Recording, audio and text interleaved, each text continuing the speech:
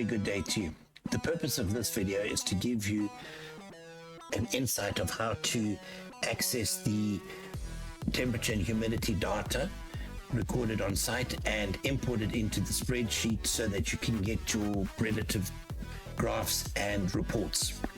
So basically, to start off, what you do is you locate your devices that are on the Airdrive platform. The Airdrive platform is basically where all your devices that we install for your monitoring and notification are kept, and you will have your own account. So we will then put them into various categories for you, and as you can see, this one says temperature and humidity test. There are two different devices available that we have available. One is showing your temperature, relative humidity, and wet bulb. Just by logging onto the Airdrive platform, you could be able to see this information plus other relevant information. Or, like in this instance, we have only temperature and relative humidity. The wet bulb calculation is done within the software. So to access this information, first of all, we click on the View Items option and go to View History. Click on the View History.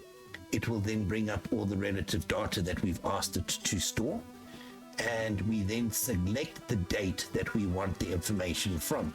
So purposes of this exercise, we will use the Friday the 12th of December for the full day. So it'll be from the 12th of December to the 12th of December.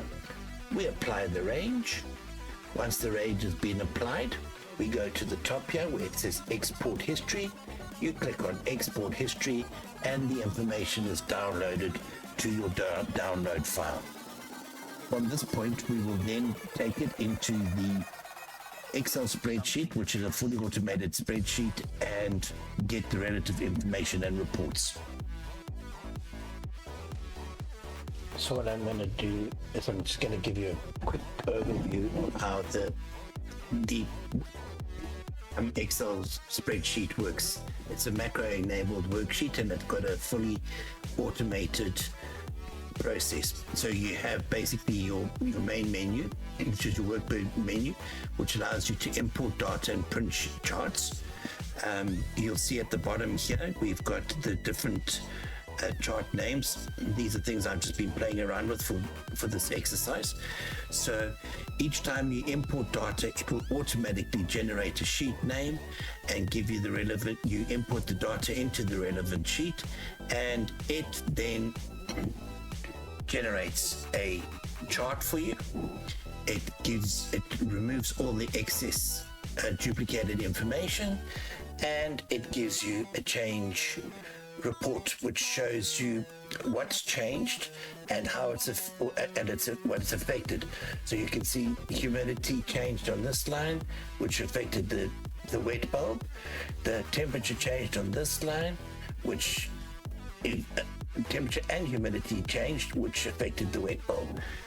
And you have all of this information available to you, and this information is only good if you can actually save it or store it or print it. So within here we have the option to print your various charts or change reports. The change reports are saved as a drop-down menu, so we can go there, day 3 demo, demo 3, whichever one we want to print, or we can print multiple charts by actually selecting them and then selecting the relevant button here to do what you need it to do. And once you're ready to import the data, you basically click on Import Data here, and it will allow you to name the sheet. So we are going to name this sheet, for the purpose of this exercise, Test 1. Once you've named the sheet, you click on OK, and it will then take you to where the relevant information is for you to download. You will see that it's now gone to my downloads file, and this is the data that we downloaded from the Airdrive portal, and we now open it, and it gets opened into the Excel spreadsheet and automatically is then creates your graphs and your change reports. You will then see the dialog box come up that says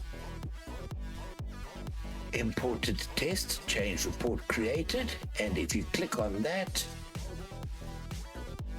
it takes you to the test 1 sheet, which shows you the data that we downloaded from Airdrive, and it's removed all the duplicate information, it's created your chart, and it has generated your change report.